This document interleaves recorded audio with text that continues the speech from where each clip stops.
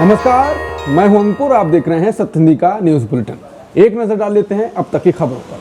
Mood off the nation सर्वे ने बताया कि आज चुनाव हुए तो बंगाल में ममता आगे हैं। राज्य की 42 लोकसभा सीटों में से 28 सीटें टीएमसी जीत सकती है। बीजेपी को 14 सीटें मिलने का अनुमान है। विधानसभा से पहले आया सर्वे टीएमसी बेहतर दिखी। इंडिया टुडे और सी वोटर्स द्वारा किए गए मूड ऑफ द नेशन सर्वे के अनुसार अगर आज लोकसभा चुनाव कराए जाएं तो पश्चिम बंगाल में टीएमसी राज्य की 42 सीटों में से 28 सीटें जीत सकती है। बीजेपी को 14 सीटें मिलेंगी। यह आंकड़ा 2024 के लोकसभा चुनाव में आए नतीजों के नजदीक है, यानी टीएमसी और ममता बनर्जी अपनी मजबूत स्थिति बरकरार रखने में सफल दिख रही हैं। अगर इसको जल्द होने वाले विधानसभा चुनाव के नजरिए से देखा जाए तो टीएमसी बेहतर स्थिति में लग रही है। हालांकि बीजेपी ने मामूली बढ़त हासिल की है। मूड ऑफ द नेशन सर्वे ने बताया कि मोदी देश के पसंदीदा नेता हैं। राहुल गांधी के ग्राफ में बढ़ोतरी हुई, 2022 से 7 गुना अधिक हुई।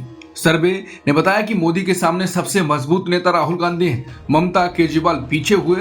28% से ज्यादा लोग बोले राहुल गांधी। इंडिया टुडे सी वोटर के जनवरी 2026 मूड ऑफ द नेशन सर्वे के अनुसार प्रधानमंत्री मोदी देश के सबसे पसंदीदा नेता बने हुए हैं। सर्वे में 55% लोगों ने उन्हें अगला प्रधानमंत्री बनाने के लिए सबसे उपयुक्त बताया। यह अगस्त 2025 के 52% और अगस्त 2024 के 49% से ऊपर है। वहीं कांग्रेस नेता राहुल गांधी ने इस दौड़ में मजबूती दर्ज की है, जिन्हें 27% समर्थन मिला है। यह अगस्त 2025 के 25% से अधिक और जनवरी 2022 के मुकाबले 7% से लगभग 4 गुना है। ये सर्वे बताता है कि पिछले 4 वर्षों में राहुल गांधी की लोकप्रियता में उल्लेखनीय वृद्धि हुई है। आने वाले चुनाव आंकड़ों को और बदल सकते हैं। मूड ऑफ द नेशन सर्वे ने बता दिया है कि लोगों की पसंद में राहुल गांधी देश के सबसे बड़े और बेहतर नेता हैं। सर्वे में जब लोगों से पूछा गया कि विपक्षी गठबंधन की अगुवाई करने के लिए कौन नेता सबसे बेहतर होगा तो सबसे ज्यादा 28.6% लोगों ने राहुल गांधी का नाम लिया। यानी फिलहाल पीएम मोदी के सामने विपक्ष का चेहरा बनने की रेस में राहुल गांधी सबसे मजबूत नजर आ रहे हैं। अगर राहुल गांधी के ग्राफ को देखें तो अगस्त 2023 में उन्हें 23.7% समर्थन था। अगस्त 2024 में तेजी से बढ़कर 32.4% के शिखर तक पहुंच गया। अब जनवरी 2026 में ये 28% से ज्यादा के मजबूत स्तर पर बना हुआ है। हालांकि ममता बनर्जी के लिए ये आंकड़े चिंता बढ़ाने वाले हैं। 2023 में ये 14.8% लोग उन्हें पसंद करते थे, अब ये गिरकर सिर्फ 7.1% रह गया है। इससे साफ है कि उनका प्रभाव राष्ट्रीय स्तर पर सीमित होता दिख रहा है। अरविंद केजरीवाल की स्थिति और ज्यादा कमजोर हुई है। केजरीवाल अब केवल 6% पर टिके हुए हैं। इन नतीजों से साफ संकेत मिलता है कि विपक्ष के भीतर क्षेत्रीय नेताओं की मौजूदगी के बावजूद राष्ट्रीय स्तर पर फिलहाल राहुल गांधी सबसे आगे निकलते हुए दिखाई दे रहे हैं। चुनाव की निष्पक्षता पर लोगों को भरोसा घटा। 37% लोगों ने कहा चुनाव निष्पक्ष नहीं होते। मूड ऑफ द नेशन सर्वे के अनुसार पिछले साल के मुकाबले भारत में चुनाव भरोसे में गिरावट दर्ज की गई है। जनवरी में 37% लोगों ने कहा कि चुनाव स्वतंत्र नहीं होते। जब यही सवाल पिछले साल अगस्त 2025 में पूछा गया था तो 32% लोगों ने यह माना था। लेकिन अब ये और ज्यादा लोगों को भरोसा हो रहा है कि चुनाव निष्पक्ष नहीं होते। जब चुनाव की निष्पक्षता को लेकर सवाल 2025 में पूछा गया था तो तब 64% लोगों ने कहा था कि भारत में चुनाव स्वतंत्र और निष्पक्ष तरीके से होते हैं। वहीं जब ये सवाल इस साल जनवरी में पूछा गया तो उससे कम 57% लोगों ने माना कि भारत में चुनाव स्वतंत्र और निष्पक्ष होते हैं। संख्या घटी है। गांधी पुण्यतिथि पर जयराम रमेश ने पुराने दस्तावेज दिखाए। आरएसएस हिंदू महासभा पर नेहरू पटेल के पुराने पत्रों का जिक्र किया। गांधी हत्या से पहले की चेतावनियां फिर चर्चा में।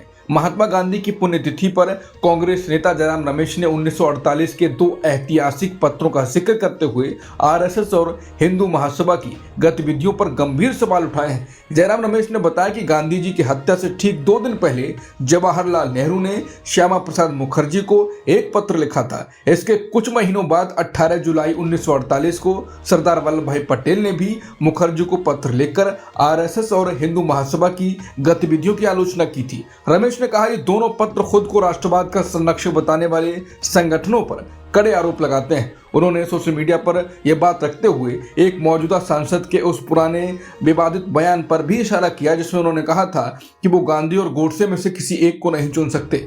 रमेश ने इसे एक खास विचारधारा की मानसिकता बताया। नेहरू ने अपने पत्र में लिखा था कि हिंदू महासभा ने पुणे, अहमदनगर और दिल्ली में प्रतिबंध के बावजूद बैठकें की। इन बैठकों में ऐसे भाषण दिए गए जिनमें कहा गया था कि गांधी देश के रास्ते में बाधा है। नेहरू ने यह भी लिखा कि आरएसएस की गतिविधियां और भी ज्यादा आपत्तिजनक रही और सरकार के पास इसकी जानकारी मौजूद है। वहीं सरदार पटेल ने भी अपने पत्र में आरएसएस और हिंदू महासभा की कार्यप्रणाली पर कड़ी टिप्पणी की थी। जयराम रमेश ने महात्मा गांधी की हत्या के बाद 30 जनवरी 1948 की रात नेहरू के ऑल इंडिया रेडियो संबोधन का लिंक भी साझा किया। हाईकोर्ट ने यूपी पुलिस एनकाउंटर पर सवाल उठाए। कहा, चोरी जैसे छोटे अपराधों में पुलिस पैर में गोली मार रही है। कोर्ट बोला, सीनियर को खुश करने के लिए ऐसा किया जाता है। इलाहाबाद हाई कोर्ट ने उत्तर प्रदेश में पुलिस एनकाउंटर के बढ़ते मामलों पर कड़ा रुख अपनाया है। कोर्ट ने खास तौर पर उस प्रथा पर चिंता जताई है जिसमें पुलिस आरोपियों के पैरों में गोली मारती है और बाद में इसे एनकाउंटर बताती है। जस्टिस अरुण कुमार सिंह देशवाल ने 28 जनवरी के आदेश में राज्य के डीजीपी और गृह विभाग के अपर मुख्य सचिव को वीडियो कॉन्फ्रेंसिंग के जरिए अदालत में पेश होने का आदेश दिया है। कोर्ट जानना चाहता है कि क्या पुलिस अधिकारियों को मौखिक या लिखित रूप से ऐसा कोई आदेश दिया गया है कि आरोपियों के पैरों में गोली मारी जाए और उसे एनकाउंटर बताया जाए। कोर्ट ने कहा कि आरोपियों को सबक सिखाने के नाम पर गोली चलाना पूरी तरह गलत है। सजा देने का अधिकार केवल अदालत के पास है, पुलिस के पास नहीं। भारत एक लोकतांत्रिक देश है जहां कानून का राज है और कार्यपालिका, विधायिका और न्यायपालिका की भूमिकाएं अलग अलग होती हैं। पुलिस अगर सजा देने का काम करने लगे तो ये न्यायपालिका के अधिकार क्षेत्र में दखल होगा। अदालत ने यह भी कहा कि कुछ पुलिस अधिकारी अपने सीनियर अधिकारी को खुश करने या जनता की सहानुभूति पाने के लिए घटनाओं को एनकाउंटर की तरह पेश कर रहे हैं। जज ने कहा, कोर्ट के सामने बार बार ऐसे मामले आ रहे हैं जहां चोरी जैसे छोटे अपराधों में भी पुलिस गोली चलाकर उसे एनकाउंटर बता देती है। ये टिप्पणियां उस समय की गई जब कोर्ट 3 आरोपियों की जमानत याचिका पर सुनवाई कर रहा था जो अलग अलग पुलिस एनकाउंटर में घायल हुए थे। अदालत ने गौर किया, इन मामलों में से किसी भी पुलिसकर्मी को चोट नहीं आई, जिससे ये सवाल उठता है कि क्या हथियारों का इस्तेमाल जरूरी और संतुलित था। अब हाईकोर्ट ने डीजीपी और गृह सचिव से पूछा है कि क्या इन दिशा निर्देशों के पालन के लिए कोई निर्देश जारी किए गए या नहीं। यूजीसी पर सुप्रीम कोर्ट के फैसले के खिलाफ प्रदर्शन। एससी, एसटी और ओबीसी समाज के हजारों वकील सड़क पर उतरे।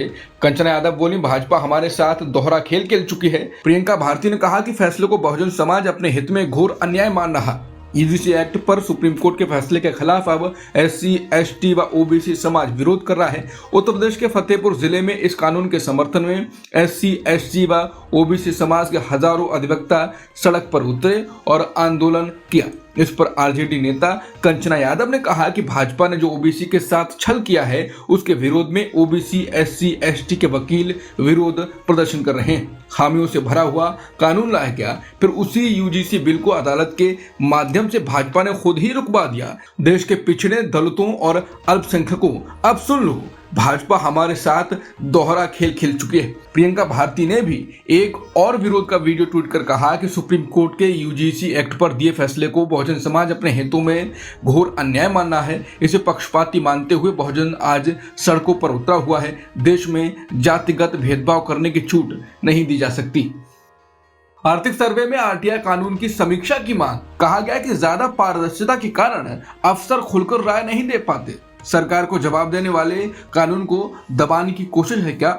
आर्थिक सर्वे 2025-26 में सरकार ने सूचना के अधिकार यानी आरटीआई कानून की फिर से समीक्षा करने की बात कही। सर्वे में कहा गया है कि बिना सीमा की जानकारी उजागर करना कभी कभी प्रभावी शासन को कमजोर कर सकता है। सर्वे के मुताबिक आरटीआई कानून 2005 भारत के सबसे ताकतवर लोकतांत्रिक सुधारों में से एक है और उसने भ्रष्टाचार उजागर करने में बड़ी भूमिका निभाई है। लेकिन रिपोर्ट कहती है कि पारदर्शिता एक साधन है, अंतिम लक्ष्य नहीं। अगर हर अंदरूनी चर्चा सार्वजनिक हो जाए तो अफसर खुलकर राय नहीं दे पाते हैं और निर्णय प्रक्रिया प्रभावित हो सकती है। रिपोर्ट में आरटीआई के दुरुपयोग पर भी चिंता जताई गई है। उदाहरण दिए गए कि कुछ लोग बार बार या बहुत बड़ी संख्या में आवेदन डालकर सिस्टम पर बोझ डालते हैं। सरकारी आंकड़ों के अनुसार आरटीआई आवेदन लगातार बढ़ रहे हैं, जिससे प्रशासनिक दबाव भी बढ़ रहा है। सर्वे कहता है कि आरटीआई कानून को कमजोर करने की सिफारिश नहीं है, बल्कि इसे सीमित संवेदनशील क्षेत्रों में संतुलित तरीके से लागू करने पर विचार होना चाहिए, ताकि जवाबदेही भी बनी रहे और प्रशासनिक कामकाज भी प्रभावित न हो। जिसके बाद कहा जा रहा है कि सत्ता में बैठे लोगों को जवाबदेह बनाने वाले हर साधन को दबाया जा रहा है। उत्तराखंड धर्मांतरण कानून, गिरफ्तारी ज्यादा, सजा शून्य, 5 ट्रायल और 5 में बरी। उत्तराखंड में जबरन धर्म परिवर्तन रोकने के लिए बनाया गया कानून अब बड़े सवालों के घेरे में है। जानकारी के अनुसार इस कानून के तहत दर्ज कई मामलों में अब तक जिन 5 मामलों की पूरी सुनवाई हुई, उन सभी में आरोपी बरी हो गए, यानी कोर्ट को ठोस सबूत नहीं मिले। करीब 7 मामलों में सुनवाई बीच में ही खत्म हो गई, क्योंकि शिकायतकर्ता अपने बयान से पलट गए, गवाही मेल नहीं खाई या फिर जबरन धर्म परिवर्तन साबित नहीं हो सका। बाकी मामलों में भी ज्यादातर आरोपी जमानत पर बाहर हैं। इस कानून के तहत दर्ज कई मामलों में पुलिस ने गिरफ्तारियां तो की, लेकिन अदालत में केस टिक नहीं पाए। लगभग 7 साल पहले बीजेपी सरकार ने Uttarakhand freedom of religion act लागू किया था, लेकिन अदालतों में यह कानून सबूत के स्तर पर कमजोर पड़ता दिख रहा है। यह कानून 2018 में लाया गया था और बाद में इसमें सजा बढ़ाकर 10 से 20 साल तक करने के प्रावधान जोड़े गए। हालांकि नए संशोधन अभी लागू नहीं हुए हैं। अब सवाल इस कानून और इसको लाने की मंशा पर उठ रहे हैं। इस प्रक्रिया से केस दर्ज करना और उसके बाद आदमी का निर्दोष निकल जाना कानून के भविष्य को लेकर भी सवाल खड़े करता है। अजित पवार के निधन से एनसीपी में सत्ता का बड़ा खालीपन, सुनेत्रा पवार को डिप्टी सीएम बनाने की उठी मांग, एनसीपी के दोनों गुटों के विलय की चर्चा थी। महाराष्ट्र की राजनीति से बड़ी खबर सामने आई है। राज्य के डिप्टी सीएम अजित पवार के असमय निधन के बाद पार्टी में राजनीतिक खालीपन पैदा हो गया है। पार्टी के नेता इस खाली जगह को जल्द भरना चाहते हैं ताकि संगठन कमजोर ना पड़े। एनसीपी के वरिष्ठ मंत्री नरहरि झिरवाल ने खुलकर मांग उठाई कि अजित पवार की पत्नी सुनेत्रा पवार को उप मुख्यमंत्री बनाया जाए। झिरवाल को अजित पवार का करीबी माना जाता है और उनका शरद पवार से भी अच्छा संबंध है। झिरवाल ने बताया कि अजित पवार एनसीपी के दोनों गुटों के विलय को लेकर बातचीत की अगुवाई कर रहे थे और यह प्रक्रिया अंतिम चरण में थी। उनका कहना है कि अगर पार्टी को महाराष्ट्र में बड़ी ताकत बने रहना है तो दोनों गुटों का एक होना जरूरी है। सूत्र के अनुसार एक प्रस्ताव यह भी है कि सुनेत्रा पवार राज्यसभा की सदस्यता छोड़कर बारामती विधानसभा सीट से उपचुनाव लड़े। अगर ऐसा होता है तो उनकी जगह अजित पवार के बड़े बेटे पार्थ पवार को राज्यसभा भेजा जा सकता है। बताया जा रहा है कि एनसीपी के ज्यादातर नेता इस व्यवस्था से सहमत हैं ताकि पार्टी एकजुट बनी रहे। रिपोर्ट में यह भी कहा गया है कि बीजेपी भी इस व्यवस्था से असहज नहीं है।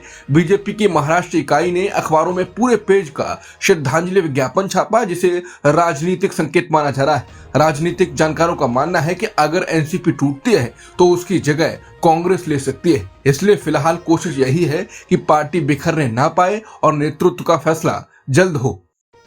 शंकराचार्य ने योगी को कहा ढोंगी। बोले ढोंगी संत और सच्चा संत हमेशा अलग होते हैं। प्रयागराज में साधुओं पर लाठीचार्ज को लेकर शंकराचार्य अभिमुक्तेश्वरानंद ने अब योगी को ढोंगी कहा है। उन्होंने मीडिया से बातचीत के दौरान योगी सरकार पर तंज करते हुए कहा कि यहाँ लोगों के काम राक्षसों के हैं और चोला साधुओं का पहने बैठे हैं। शंकराचार्य ने कहा कि संत कभी बट नहीं सकते। संत के नाम पर जो लोग वेशधारी बनकर दिखाई देते हैं वो अपने आप ही अलग हैं, वो असली संत नहीं हैं। ढोंगी संत और सच्चा संत हमेशा अलग होते हैं। प्रयागराज में जो लाठी चलाई गई उसका निशाना सिर्फ असली संत नहीं थे। लाठी उन लोगों पर भी चली जो गुरुकुल में शिक्षा लेने आए थे, सन्यासियों, ब्रह्मचारियों, साध्वियों और बुजुर्गों पर भी। ये सब लोग सनातन धर्म का हिस्सा हैं। जिनको इससे पीड़ा नहीं हो रही वो असली संत नहीं है बल्कि ढोंगी संत हैं। बता दें, माघ मेले में शंकराचार्य के साथी साधुओं पर लाठियां चलाई गई थी, जिसके बाद शंकराचार्य ने स्नान नहीं किया और शिविर के बाहर धरने पर बैठे रहे और आखिर में बिना स्नान करे चले गए। अब शंकराचार्य ने फिर योगी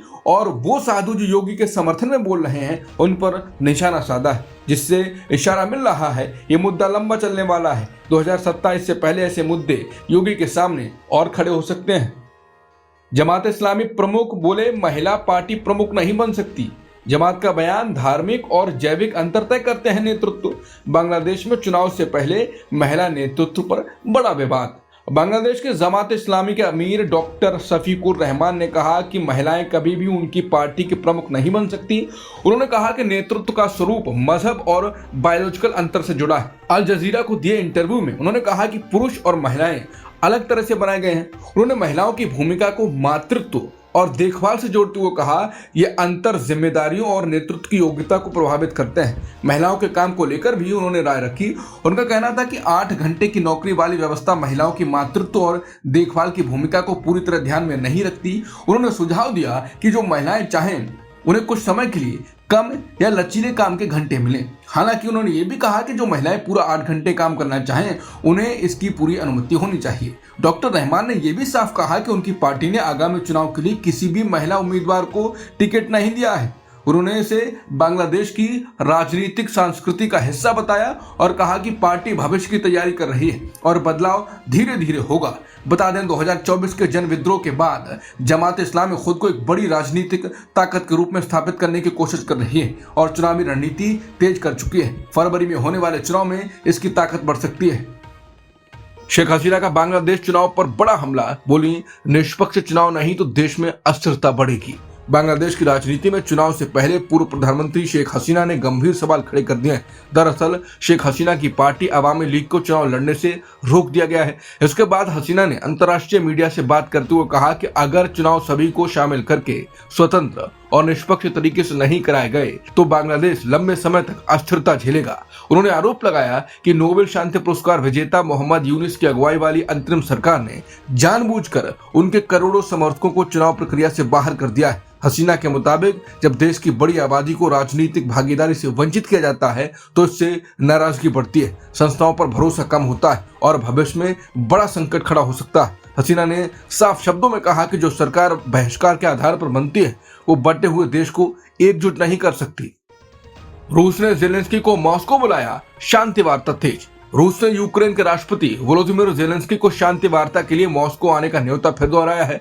क्रेमलिन ने गुरुवार को कहा कि यूक्रेन युद्ध खत्म करने के लिए चल रही कोशिशों के बीच ये निमंत्रण दोबारा दिया गया है। ये बयान ऐसे समय आया है जब रूस और यूक्रेन ने युद्ध में मारे गए सैनिकों के शवों का एक दूसरे से आदान प्रदान किया है। क्रेमलिन ने इस पर टिप्पणी नहीं की कि क्या दोनों देश एक दूसरे के ऊर्जा ढांचे पर हमला रोकने पर सहमत हुए हैं। पिछले सप्ताह अबू धाबी में अमेरिका की मध्यस्थता में हुई वार्ता से शांति प्रयासों को नई रफ्तार मिली है, लेकिन दोनों देशों के रुख में अब भी बड़े मतभेद हैं। एक अमेरिकी अधिकारी के मुताबिक जेलेंस्की और रूसी राष्ट्रपति व्लादिमीर पुतिन मुलाकात तय करने के करीब हैं। रूस और यूक्रेन के बीच अगली वार्ता रविवार को अबू धाबी में होगी। ट्रंप ने विमान टैरिफ से कनाडा को धमकाया, कनाडाई विमानों पर 50% टैरिफ की चेतावनी। अमेरिकी राष्ट्रपति ट्रंप ने कनाडा को चेतावनी दी है कि अगर वो तुरंत कुछ उड़ानों के सर्टिफिकेट नहीं देता है तो अमेरिका में बेचे जाने वाले सभी कनाडाई विमानों पर 50% टैरिफ लगाएगा, यानी भारी आयात शुल्क। ट्रंप ने ये चेतावनी अपने सोशल मीडिया पोस्ट में दी। ये कदम दोनों देशों के व्यापार विवाद को और तेज कर सकता है, खासकर जब कनाडा पहले ही अमेरिकी कनाडा के व्यापार समझौते के बावजूद चीन के साथ व्यापार डील करने पर ट्रंप की आलोचना कर चुका है। अब तक की खबरों में इतना ही। बाकी खबरों के लिए बने रहिए सत्य हिंदी के साथ।